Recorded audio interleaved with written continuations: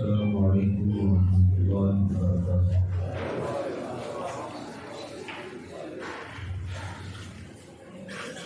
إن الحمد لله نحمده ونستعينه ونستغفره ونؤمن به ونتوكل عليه ونعوذ بالله من شرور أنفسنا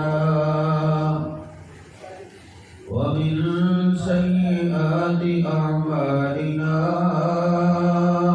من يهده الله فلا مضل له ومن يضلله فلا هادي له.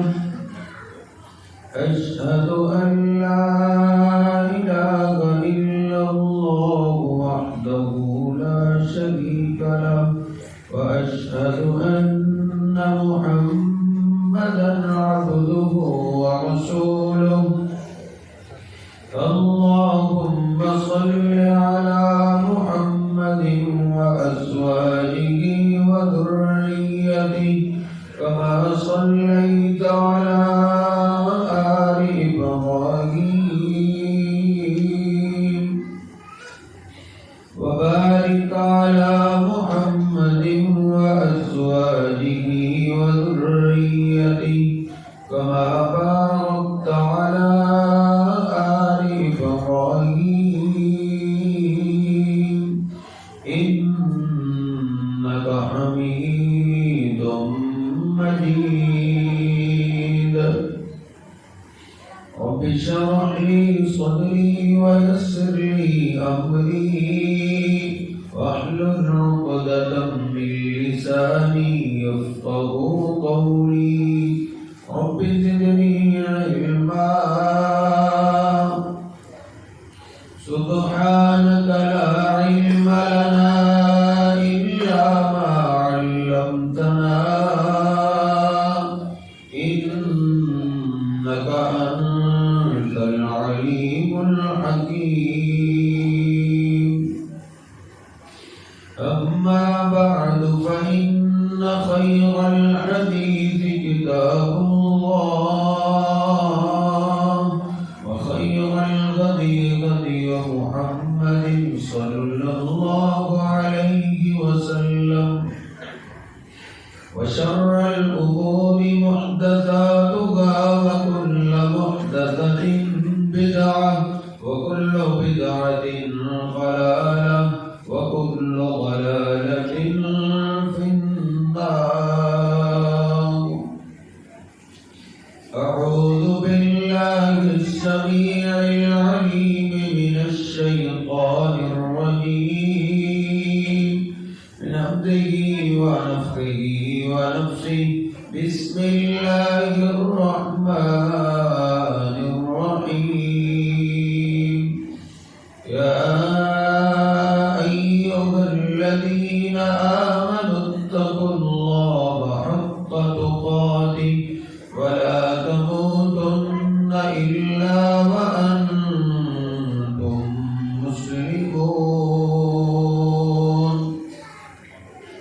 سبحان ربك رب العزة عما يصفون وسلام على المرسلين والحمد لله رب العالمين.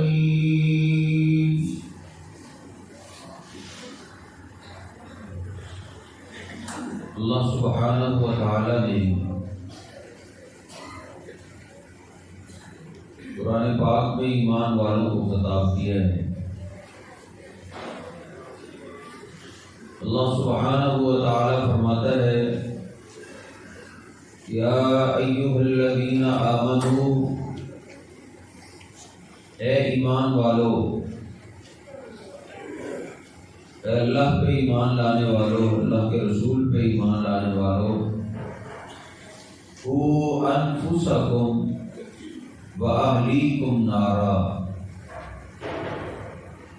بچا لو تم اپنے آپ کو اور اپنے گھر والوں کو اللہ کی آگ سے. وقودها الناس والحجارہ، وہ آگ دنیا کی آگ جیسی نہیں ہے، وہ آگ وہ ہے جس کا ایندھن لوگ اور پتھر ہے۔ آج تو اس کو پتھروں کے ساتھ بھڑکایا جا رہا ہے۔ ایک صحابی نے عرض کیا تھا، اللہ کے رسول صلی اللہ علیہ وسلم، کیا وہ دنیا کے پتھروں جیسے پتھر ہے؟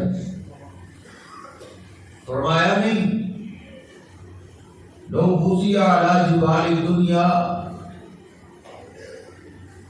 اگر جہنم کے پتھر کو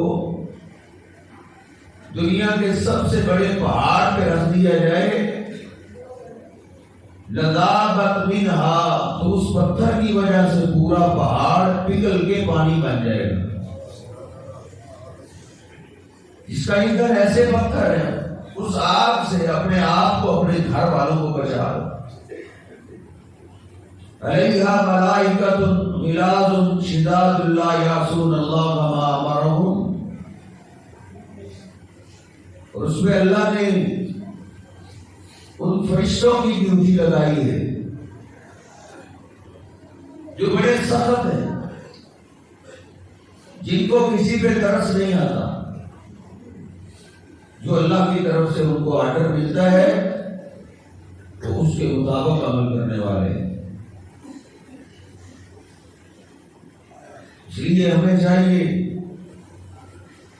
ہم اپنی بھی دنیا کے ساتھ ساتھ آخرت کی فکر کریں، اور اپنے بیوی بچوں کی بھی آخرت کی فکر کریں۔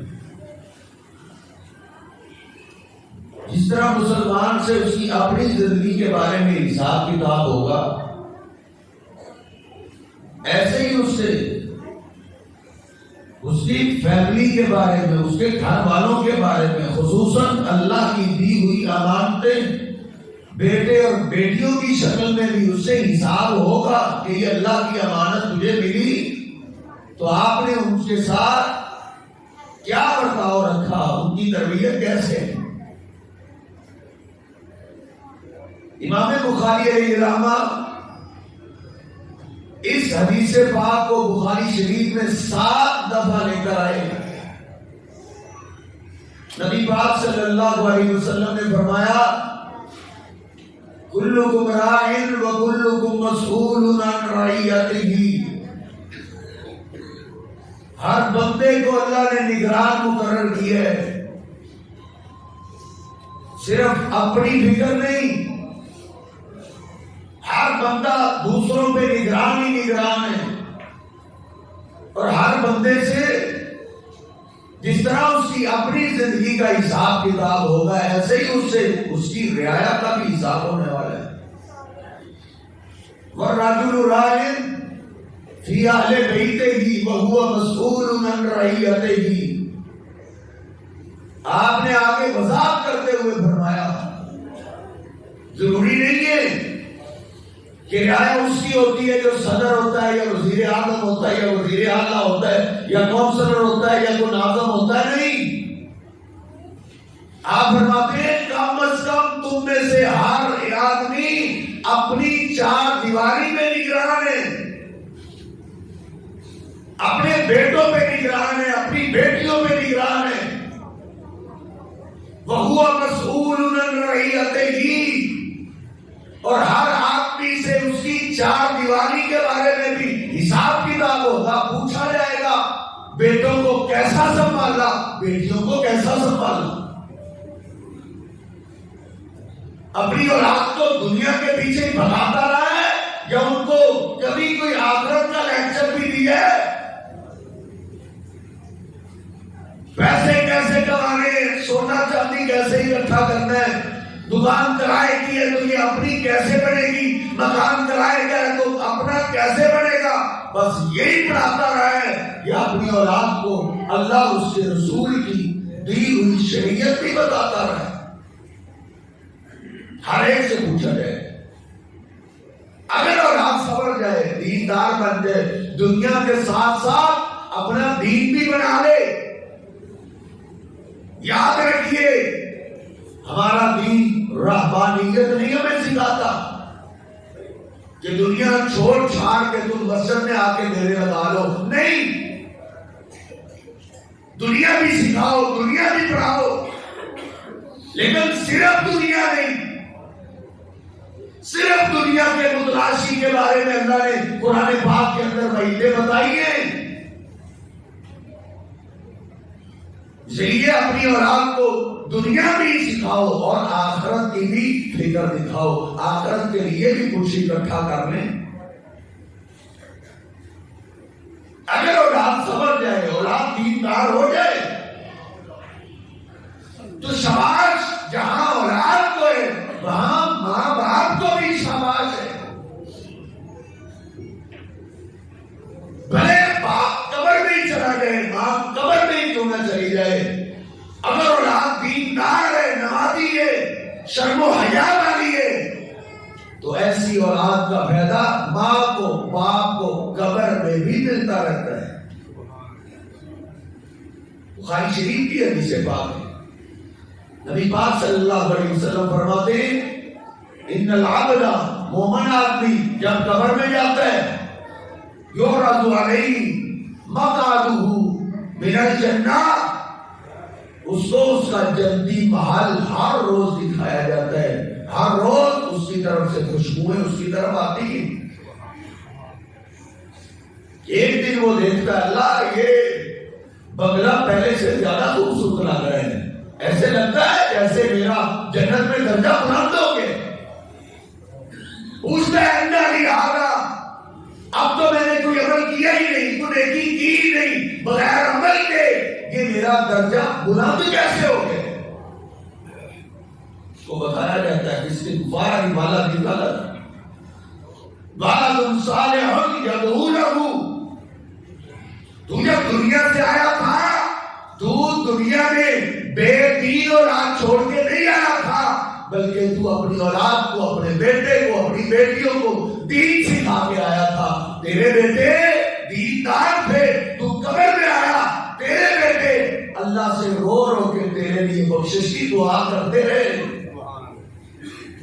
وہ دعا کرتے تھے اللہ تیرے گناہوں کو معاف کر دیتا، وہ روتے تھے اللہ تیرے گناہ معاف کرتا رہا ہے۔ اب نوبت یہاں تک آ گئی تھی کہ تیرے کھاتے میں گناہ بچا ہی نہیں تھا، لیکن آج پھر تیرا بیٹا تیرے رب کے آگے روئے، اس نے تیرے لیے اللہ سے بخشش کی دعا کی ہے، اب تیرے کھاتے میں گناہ تو تھے نہیں، گناہ معاف کرنے کی جگہ اللہ نے جنت میں تیرا درجہ بلند کر دیا۔ اگر اولاد دیندار ہو جائے گی، اللہ کی امانت دیندار ہو جائے، دنیا کے ساتھ ساتھ دین کو بھی ساتھ ساتھ لے کے چلنے والی بن جائے تو قبر میں بھی چلا جائے۔ یہ دکانیں، یہ کاروبار، یہ فیکٹریاں، یہ جاب، یہ کوئی چیز ساتھ نہیں جائے گی، لیکن اولاد نیک چھوڑ جائے اس کا اجر، اس کی شاباش اس کو قبر میں پہنچ بھی رہے ہیں۔ لیکن یاد رکھیں اگر ماں باپ اس میں کبھی کوتاہی کر گئے، اگر اس میں غلطی کر گئے، اولاد بے دین ہو گئے، اولاد بے نماز ہو گئے، مسجد مدرسے کی دشمن بن گئے، رب کے قرآن کی دشمن بن گئے، یہودیوں جیسے کام کرنے لگے، عیسائیوں جیسے کام کرنے لگے، تو اولاد کے بگڑنے میں سب سے پہلے مجرم بھی ماں باپ ہی ہے۔ سب سے بڑی پھٹکار بھی ماں باپ کو ہی ملتی ہے، اس نے اللہ کی امانتوں کا خیال نہیں رکھا۔ شاد و نادر ہوتا ہے اس میں ماں باپ اچھی تربیت دین کی طرف لگانے والے ہوں اور بیٹا شیطان کے ہاتھے چڑھ جائے اور وہ بے دین ہو جائے، سب ساد و نادر ہوتا ہے۔ زیادہ کو دیکھ کے قانون بنایا جاتا ہے۔ جب اولاد بگڑتی ہے اس کو بگاڑتے ماں باپ ہے۔ یہ کسی خطیب کی کتابت نہیں ہے، بلکہ یہ میرے اور آپ کے پیر و مرشد جناب محمد رسول اللہ صلی اللہ علیہ وسلم کا فرمانے علی شان ہے۔ صحیح البخاری میں امام بخاری علیہ رحمہ اس روایت کو بھی صحیح بخاری میں 5 دفعہ لے کر آئے ہیں۔ نبی پاک صلی اللہ علیہ وسلم نے فرمایا ما من مولود الا یولد علی الفطرہ، جو بھی بچہ پیدا ہوتا ہے، جس گھر میں بھی پیدا ہو، جس چار دیواری میں بھی پیدا ہو، جس جوڑے کو بھی اللہ بیٹے سے نوازتا ہے، وہ بیٹا فطرت اسلام پہ پیدا ہوتا ہے، اس کا دل و دماغ گندا نہیں ہوتا، بلکہ اللہ ہر بچے کو دل و دماغ شیشے کی طرف صاف دیتا ہے۔ تو پھر چور کیسے بن جاتے ہیں، پھر ڈاکو کیسے ہو جاتے ہیں، پھر شرابی کیسے ہو جاتے ہیں، بدکار بے حیا کیوں ہو جاتے ہیں، پھر ان کی حیات یہودیوں جیسی کیوں ہو جاتی ہے، عیسائیوں جیسی چار گھاس کیوں ہو جاتی ہے، بے دین کیوں بن جاتے ہیں؟ نبی پاک صلی اللہ علیہ وسلم فرماتے ہیں فَأَبَوَاهُ يُحَوِّدَانِهِ أَوْ يُنَصِّرَانِهِ أَوْ يُمَجِّسَانِهِ، اللہ نے بچہ کو مسلمان اس کو دیا تھا، اس کو یہودی بنا دیا ہے ماں باپ نے، عیسائی بنا دیا ہے ماں باپ نے، اس کو شرابی، نشئی، بے دین، جواری، کرپٹ بنایا ہے، تو اس کو ماں باپ نے بنا دیا۔ یاد رکھیے اگر اولاد بے دین ہو جائے تو بندے کی آخرت بھی خراب ہوتی ہے اور دنیا بھی برباد ہوتی ہے، یہ بات یاد رکھیں۔ رات کے بگڑنے میں سب سے بڑے مجرم ماں اور باپ ہیں۔ امیر المومنین عمر فاروق رضی اللہ تعالیٰ کے پاس ایک بوڑھا آیا تھا یہی شکایت لے کر، جو آج گھر گھر کا رونا ہے۔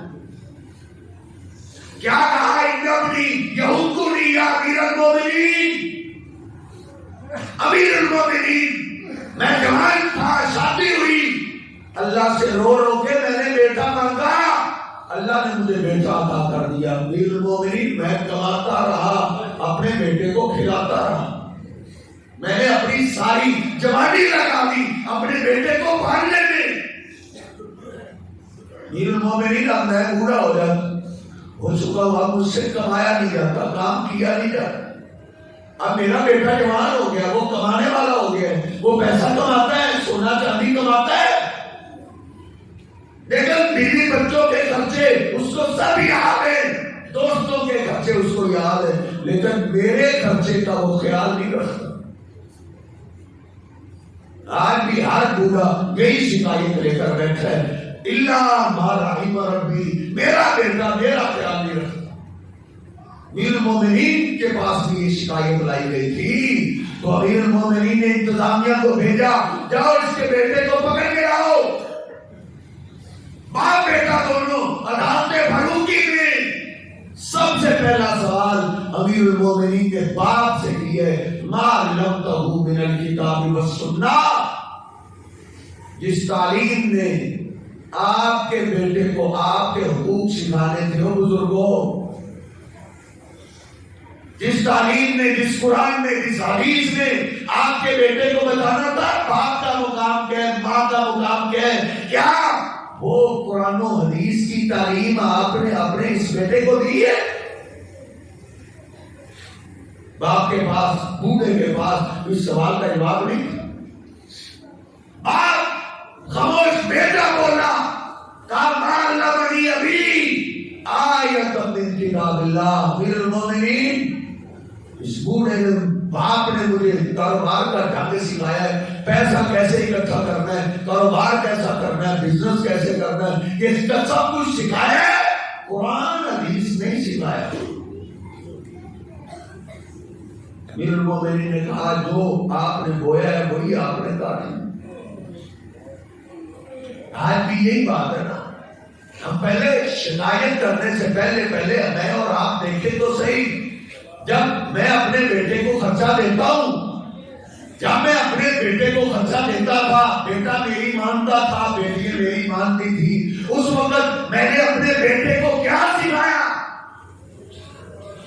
پیدا ہوتے ہی بس ایک ہی خواہش بن گئی، جم گئی میرے اور آپ کے دل میں، بس دولت جتنی لگتی ہے لگ جائے، میرا بیٹا انگریز کا بنے گا،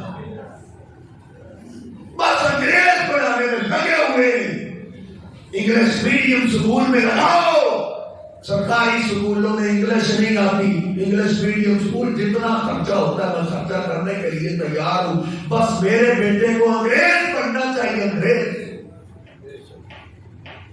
جوانی میں تو انگریز بنانے میں لگا رہا،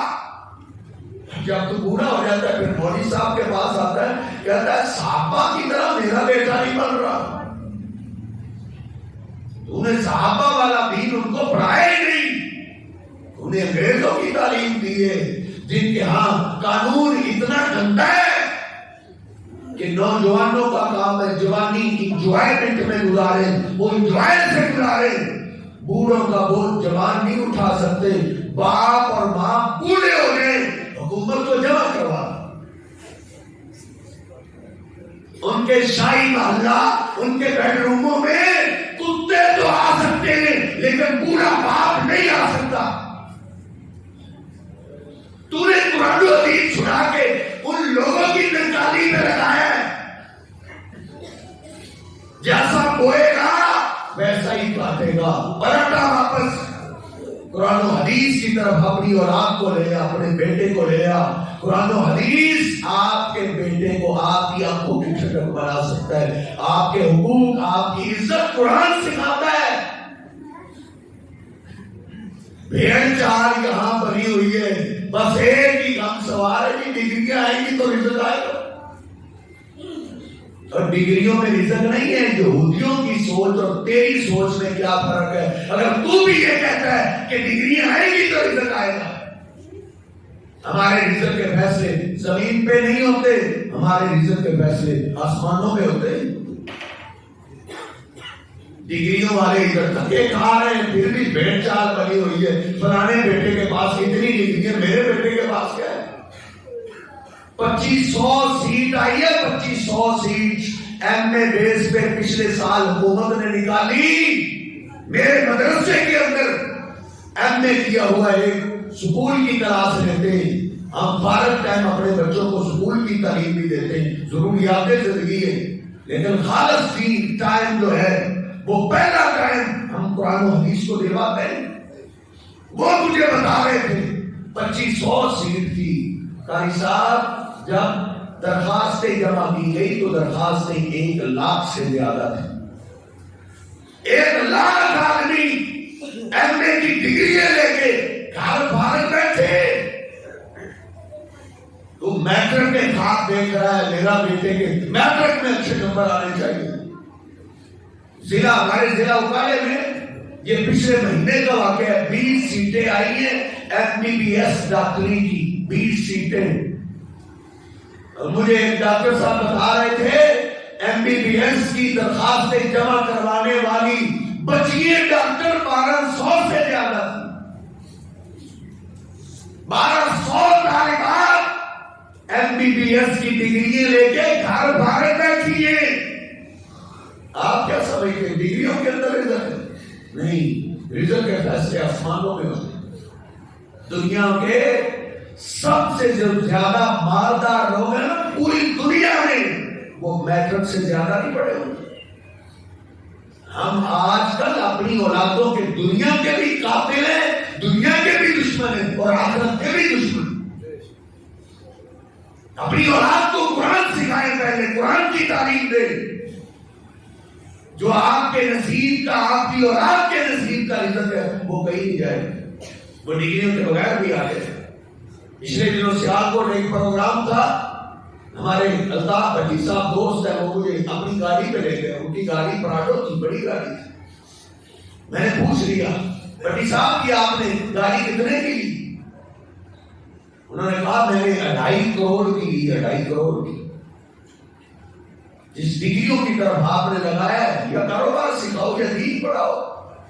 وقت کیوں ضائع کر رہے ہو اپنی اولادوں کا؟ تنخواہ والے کتنی تنخواہ 2 لاکھ لے لے گا, وہ 2 لاکھ تنخواہ والے بھی 25-26 تاریخ کو جیب خالی ہو جاتی ہے ان کی. میں نے پوچھا یہ 2.5 کروڑ کی گاڑی؟ ہاں جی 2.5 کروڑ. میں نے کوئی پوچھ لیا, جو ہمارا نظریہ بنا ہوا ہے کہ ڈگریاں آئیں گی تو رزق آئے گا, میں نے پوچھ لیا آپ نے سکول کی کتنی کلاسیں پڑھی ہیں؟ تو انہوں نے مجھے بتایا میں نے سکول کی 6 کلاسیں پڑھی. رزق کے فیصلے ڈگریوں میں نہیں ہوتے. ڈگریوں کی خاطر اپنی اولاد کو قرآن کا دشمن مت بناؤ. قرآن آپ کے بیٹے کو آپ کی آنکھوں کی ٹھنڈک بنا سکتا ہے. قرآن کا تربیت کرتا ہے. اللہ کہتے ہیں یسألونک ماذا ينفقون، یہ آپ سے پوچھتے ہیں اب ہماری تنخواہ آنے لگی، اب ہم کمانے لگے، ہم پیسہ کما کے لے کے آتے ہیں، ب ہم اس کا خرچ کیسے کریں؟ تو قرآن پتہ کیا کہتا ہے؟ قُلْ مَا أَنْفَقْتُم مِّنْ خَيْرٍ فَلِلْوَالِدَيْنِ وَالْأَقْرَبِينَ. اور نوجوان تیری تنخواہ آئی ہے، تیری کمائی آئی ہے، اب اس کے خرچے کا آغاز تو نے بوڑھے ماں باپ سے کرنا ہے. تیرے بیوی کی بچوں کے خرچے بات کے، تیرا اپنا خرچہ بھی بات کا ہے، پہلے تو نے ماں باپ کا خیال رکھنا ہے. تو اس قرآن کا دشمن بنا ہے جو تیرے بیٹے کو اتنی سنہری تعلیم دیتا ہے، اور حدیث پاک بھی آپ کے بیٹے کی یہی تربیت کرتی ہے. اصل میں کہا کرتا ہوں میرے محبوب پیغمبر میرے بچپنے کے لیے بھی رحمت ہے، میری جوانی کے لیے بھی رحمت ہے، اور میرے بڑھاپے کے لیے بھی آپ کی رحمت ہے. ہم نہیں، ہم تو اپنے دشمن ہیں. شاید ہم اللہ کے محبوب پیغمبر سے اپنے دل میں زیادہ سیانہ بننے کی کوشش کرتے ہیں. سیانہ ان سے کوئی نہیں دنیا میں آ سکتا.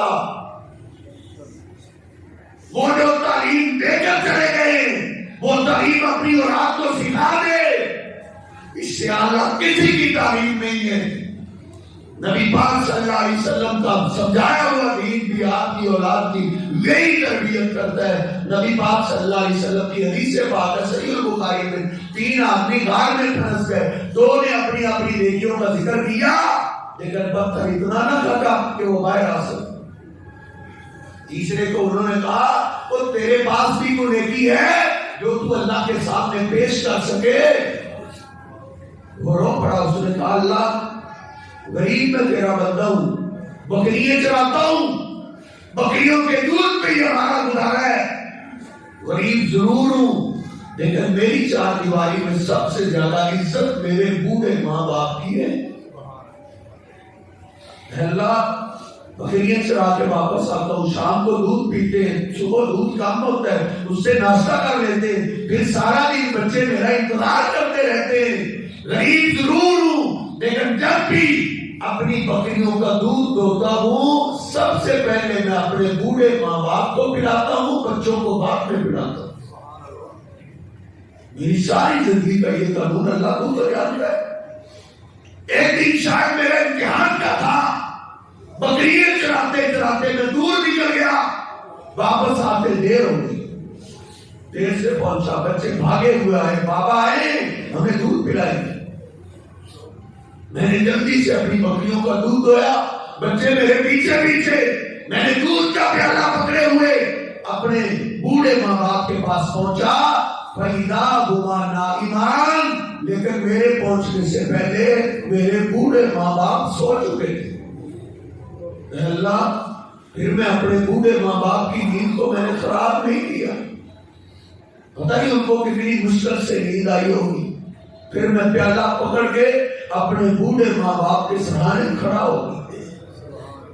سارا دن میں نے بکریاں چرائی.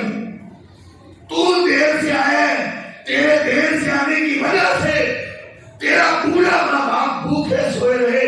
پھر میں نے اپنے آپ کو سزا دی کہ میں سارا دن بکریاں چرا کے تھکا آ رہا، میں نے اپنے آپ کو کھڑے رکھا، کھڑا رہے گا. بچوں کو کون سمجھاتا؟ وَالصَّبِيَّةُ يَتَزَاحَمُونَ عِندَ قَدَمَيَّ، بچے میرے پاؤں کے ساتھ چمٹ کے مجھ سے دودھ مانگتے رہے. بابا ہمیں بھوک لگی ہے، سارا دن ہم آپ کا انتظار کرتے رہے، بابا ہمیں دودھ پلا دو.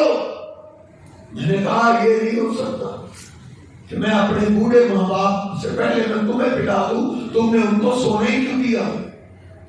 تمہیں نہیں پتا تھا ان کو بھی بھوک لگی ہوگی، ان کو سونے نہیں دینا تھا. آج میں تمہیں پلا دوں، ایسے تو تم ہر روز سنا دیا کرو گے. اے اللہ تجھے تو یاد ہے بچے میرے پاؤں کے ساتھ چمٹ کے مجھ سے دودھ مانگتے رہے، میں کھڑا رہا. میری اور میرے بچوں کی یہی کیفیت رہی کہ صبح پھر اپنی نیند پوری کر کے میرے بوڑھے ماں باپ خود بیدار ہوئے تو تو اپنے بچوں سے بھی پہلے میں نے اپنے بوڑھے ماں باپ کو دودھ پلایا، پھر میں نے اپنی کلیوں کو، اپنے بیٹوں کو، اپنی بیٹیوں کو دودھ پلایا۔ اے اللہ اگر یہ نیکی تجھے پسند ہے، میرے بوڑھے ماں باپ کی یہ عزت تجھے پسند ہے، آج غار کے کھانے پہ پتھر آ گئے، زندگی خطرے میں ہے، اے اللہ اس پتھر کو ہٹا۔ ایک حدیث کے الفاظ ہے تقطعت الصخرۃ، جب اس نوجوان نے اس نیکی کا تذکرہ کیا تو پتھر کے ٹکڑے ٹکڑے ہو گئے تھے۔ یہ جو ہماری زندگیوں میں پتھر آئے پڑے ہیں، مصیبتوں کے پہاڑ اور مصیبتوں کے سیلاب بہتے چلے آ رہے ہیں، کہیں دیکھنا ہماری چار دیواری میں ہمارے بزرگوں کے ساتھ اس کے خلاف تو سلوک نہیں ہو رہا۔ تیری بیوی کہیں اچھی اچھی چیزیں تیرے بچوں کے لیے چھپا چھپا کے تو نہیں رکھتی تیرے بوڑھے ماں باپ سے۔ دیکھ قرآن و حدیث آپ کی اولاد کی یہ تربیت کرتا ہے، یہ اللہ کی امانت ہے، ان کو دنیا بھی سکھاؤ، ساتھ ساتھ آخرت بھی سکھاؤ۔ جو نبی پاک صلی اللہ علیہ وسلم دین دے کے گئے اس کا دشمن مت بناؤ، اس سے دشمنی قرآن و حدیث کا کچھ نہیں جاتا، بندہ اصل میں اپنے ساتھ دشمنی کرتا ہے، بندے کو پتہ نہیں چلتا۔ اس لیے سب سے زیادہ فکر اپنی اولاد کی کیجیے۔ ایک باپ جب سب سے زیادہ اپنی دکان سے زیادہ، اپنے کاروبار سے زیادہ، اپنی جاب سے زیادہ فکر اللہ کی اس دی ہوئی امانت کی کرتا ہے، اللہ کو ایسے بندے کی یہ ادا بڑی پسند ہے۔ اللہ نے قرآن پاک کے اندر ایک باپ کا ذکر کیا اور اللہ نے کہا ہے وہ سیانہ باپ تھا، سمجھدار تھا۔ وَلَقَدْ آتَيْنَا لُقْمَانَ الْحِكْمَةَ، اللہ کہتا ہے لقمان علیہ السلام کو ہم نے حکمت دی، وہ بڑا سیانہ باپ تھا، بڑا سمجھدار تھا۔ اللہ نے اس کو سمجھدار کہا ہے، اس نے اس کی کیا ادا اللہ کو پسند آئی۔ اللہ کہتا ہے اِذْ قَالَ لُقْمَانُ لِابْنِهِ وَهُوَ يَعِظُهُ، میرے لقمان کو یاد کرو جب لقمان اپنے بیٹے کو سامنے بٹھا کے ان کو بات کرتے تھے، ان کو بات کرتے تھے، بات جس طرح میں آپ سے بات کر رہا ہوں، لقمان علیہ السلام اپنے گھر میں اپنی اولاد کو سامنے بٹھا کے ان کو سمجھاتے تھے، بات کرتے تھے۔ یہ ادا اللہ کو ان کی اتنی پسند آئی، اللہ نے ان کا تذکرہ قرآن میں ایسے کیا ہے جیسے اللہ اپنے پیغمبروں کا تذکرہ کرتا ہے۔ شیوخ تشریف فرمائے، اللہ نے ایسا ذکر کیا ہے کہ مفسرین میں اختلاف ہو گیا کہ لقمان کہیں پیغمبر تو نہیں تھے، ایسا اللہ نے تذکرہ کیا۔ اور میرے محبوب پیغمبر علیہ السلام نے اس سورت کا نام ہی سورہ لقمان رکھ دیا تھا، لقمان۔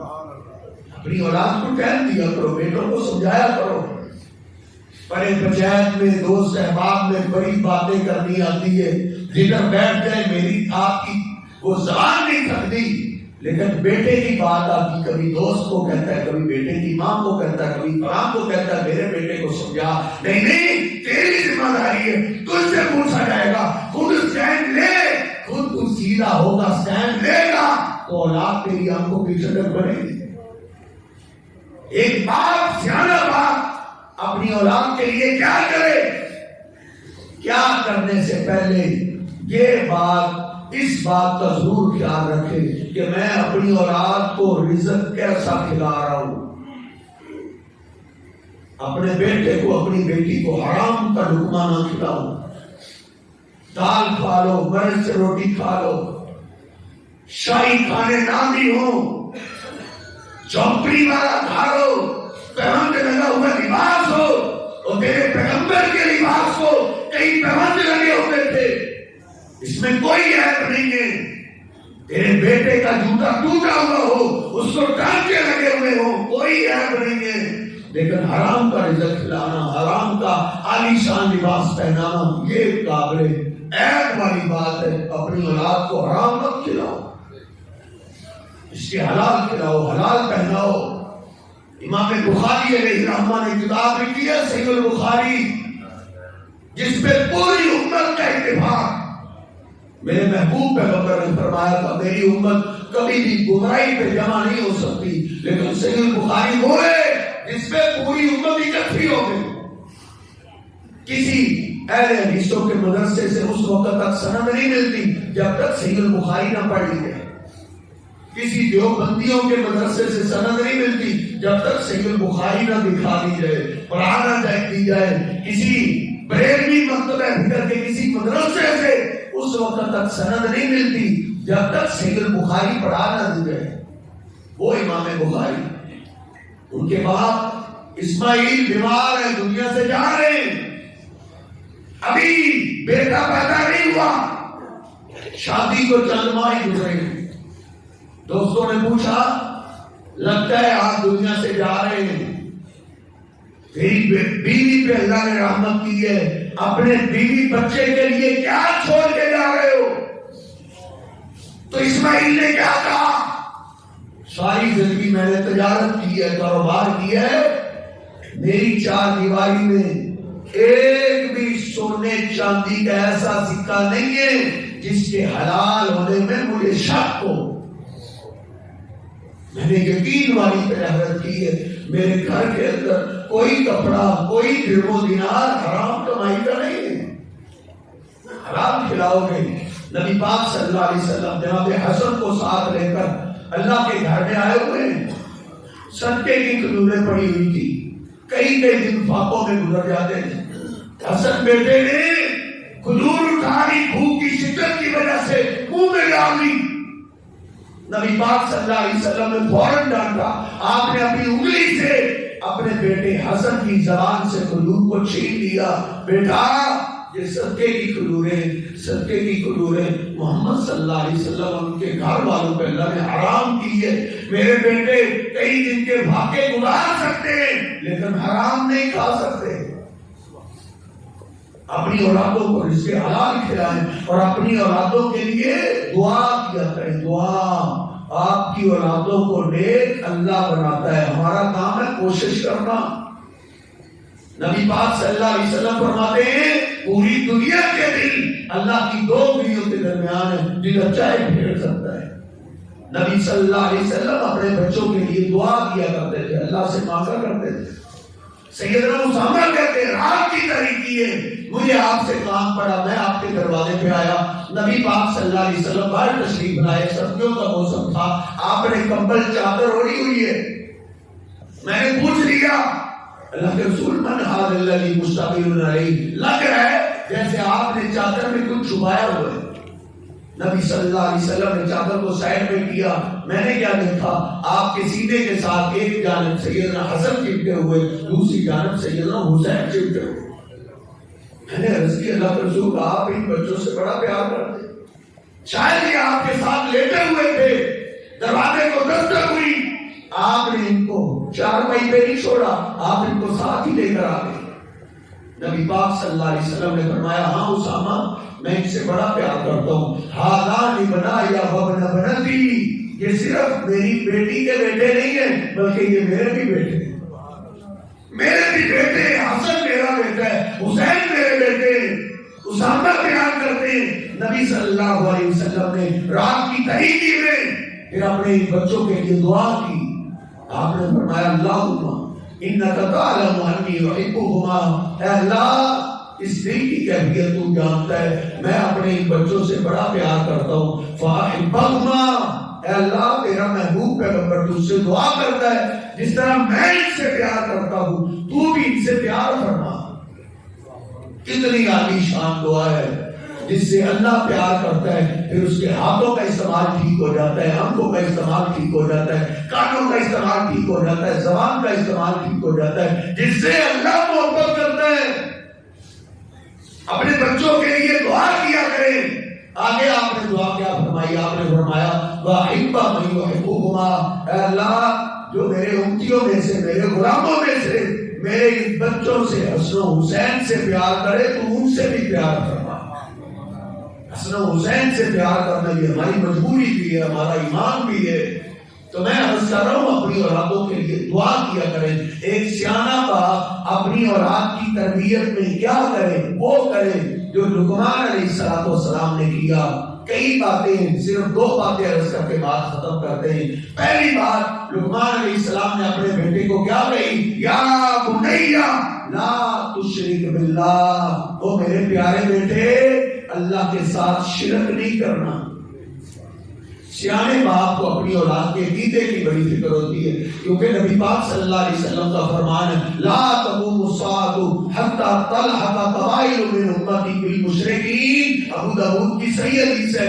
آپ نے فرمایا قیامت کے قریب خاندانوں کے خاندان، قبیلوں کے قبیلے وہ مشرکوں میں مل جائیں گے، مشرک ہو جائیں گے، کلمہ پڑھیں گے لیکن پھر بھی شرک کر بیٹھیں گے۔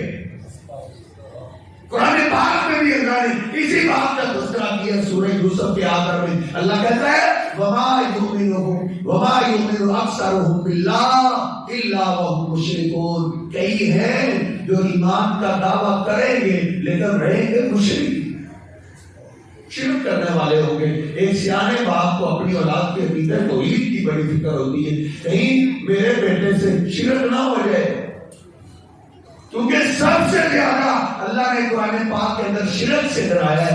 5ویں سپارے میں 2 بار اللہ نے فرمایا ان اللہ لا یغفر ان یشرک بہ ویغفر ما دون ذلک لمن یشاء۔ اللہ کہتا ہے تیرے بیٹے کی اللہ ساری غلطیاں معاف کر سکتا ہے، لیکن اللہ نے شرک کو معاف نہیں کرنا۔ ایک منزل سے تیرا بیٹا گر جائے، دوسری منزل سے گر جائے، اللہ نہ کرے تیسری منزل سے گر جائے، وہ کیسے بچے گا؟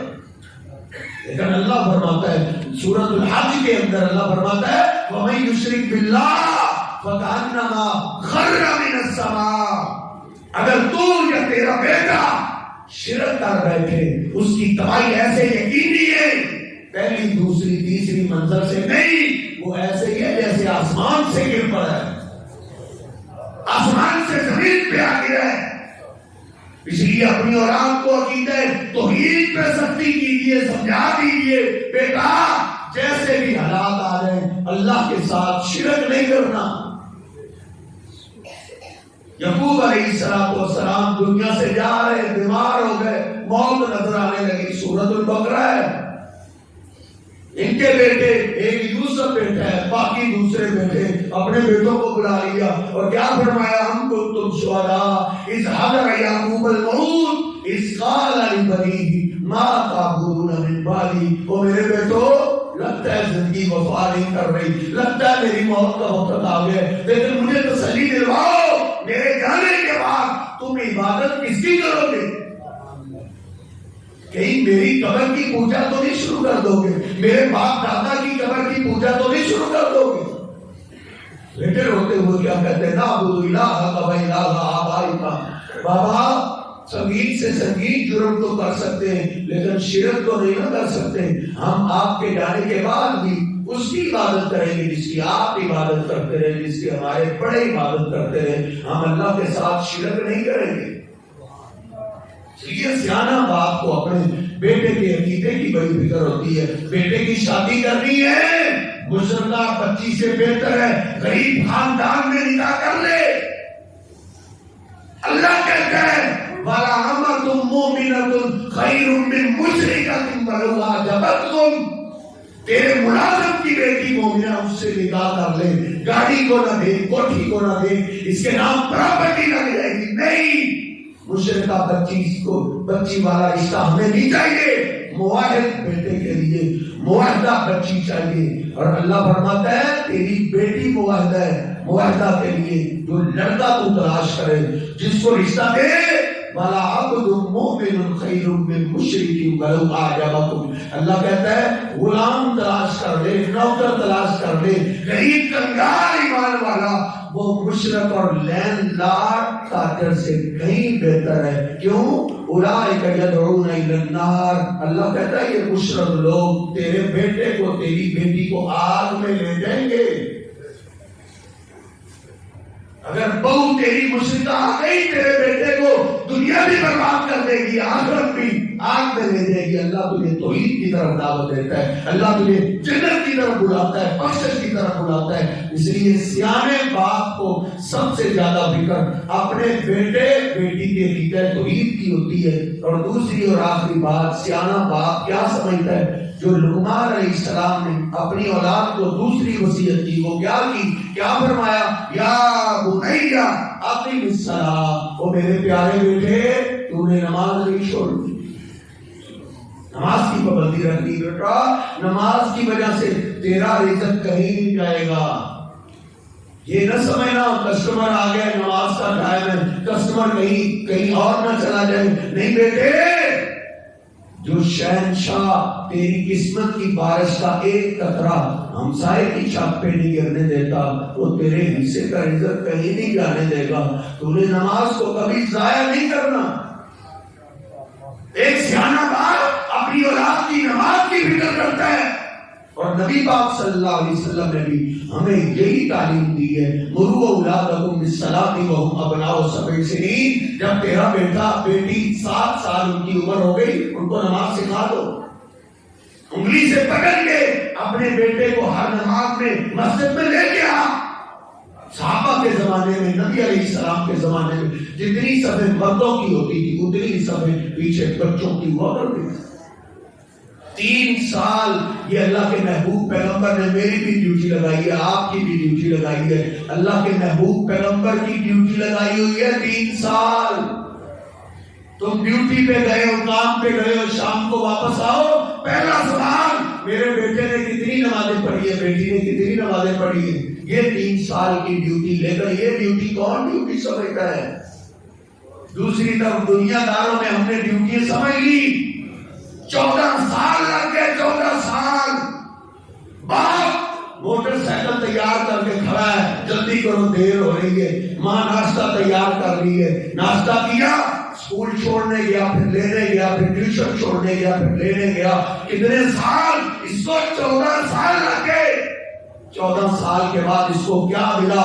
میٹرک کا ایک گتا، میٹرک کے ایک گتے کے لیے تو نے 14 سال ڈیوٹی دی ہے۔ تیرے محبوب پیغمبر علیہ السلام نے صرف تیری 3 سال ڈیوٹی لگائی، کیا میں نے آپ نے یہ ڈیوٹی نبھائی ہے یا نہیں نبھائی؟ یہ میں بھی فکر کروں، آپ بھی فکر کریں۔ پھر اگر آپ کے بیٹے بیٹی کی عمر 10 سال کی ہو گئی، نبی پاک صلی اللہ علیہ وسلم فرماتے ہیں وَضْرِبُوهُمْ عَلَيْهَا وَهُمْ أَبْنَاءُ 10 سنین، 10 سال کی عمر میں تیرا بیٹا نماز میں سستی کرے تو آج مار لے، آج اپنے بیٹے پہ ڈنڈا اٹھا نماز پہ۔ اگر تو آج نہیں نہ مارے گا تو بڑا ہو کے یہ تجھے مارے گا۔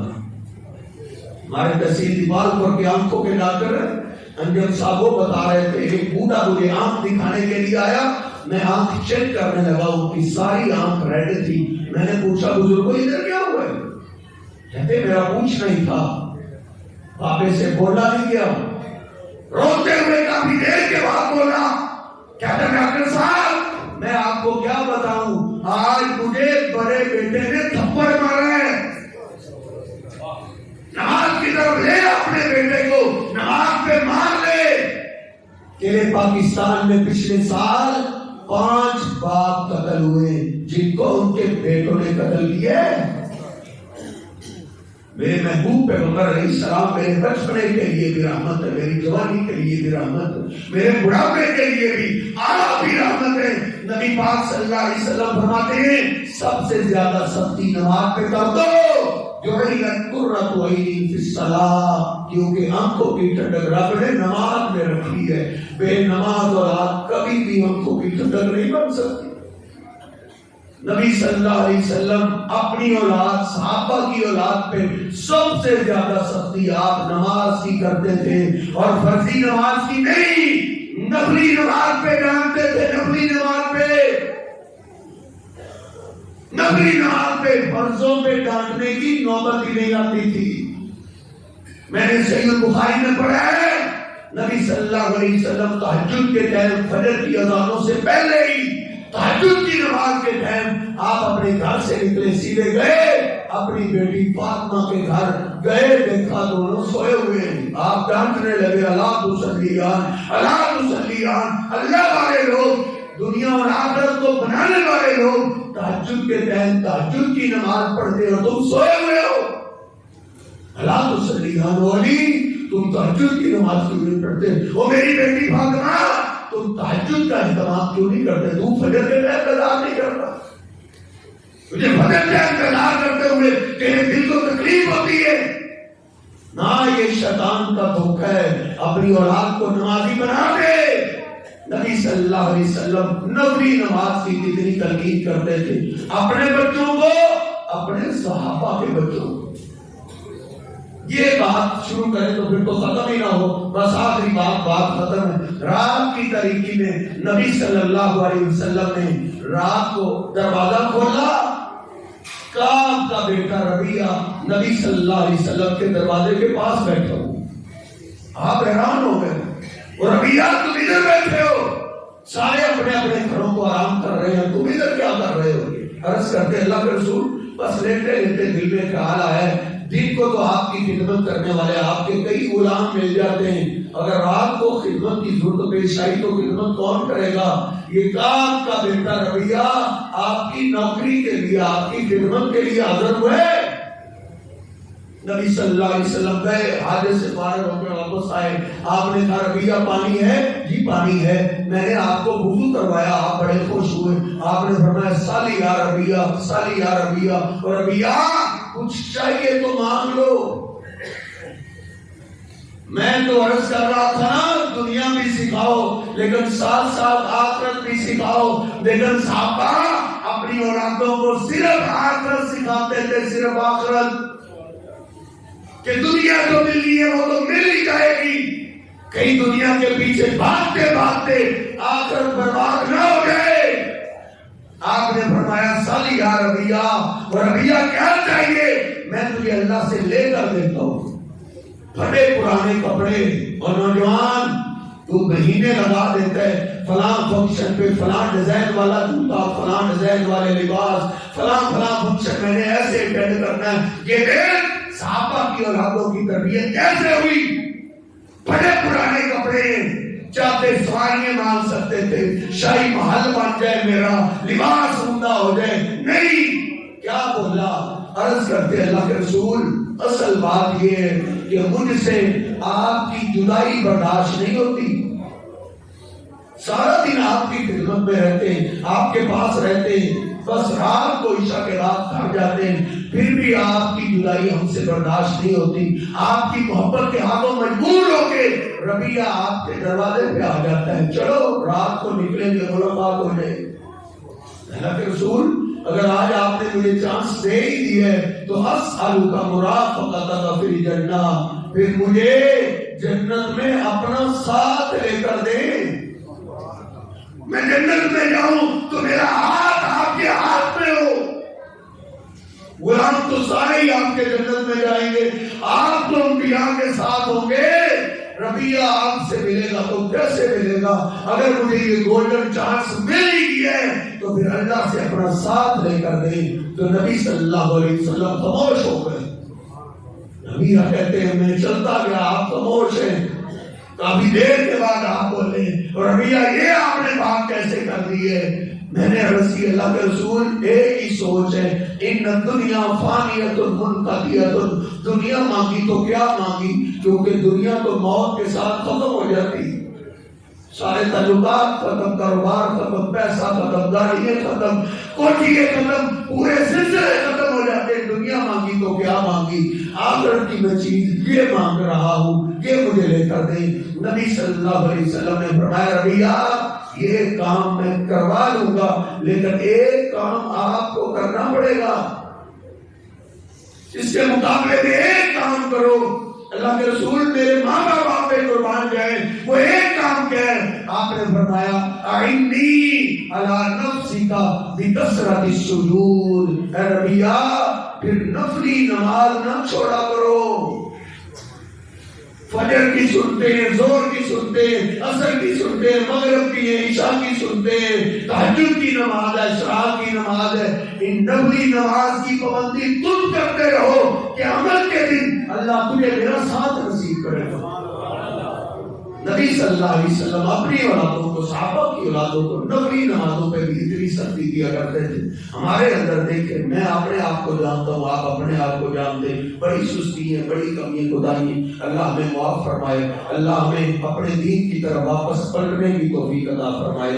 اسی کے اندر دنیا کی بھی کامیابی ہے، آخرت کی بھی کامیابی ہے. اللہ کو عزت مجھے اور آپ کو سمجھنے کی توفیق عطا فرمائے. وَأَقُولُ قَوْلِي هَٰذَا أَسْتَغْفِرُ اللَّهَ لِي وَلَكُمْ وَلِسَائِرِ الْمُسْلِمِينَ.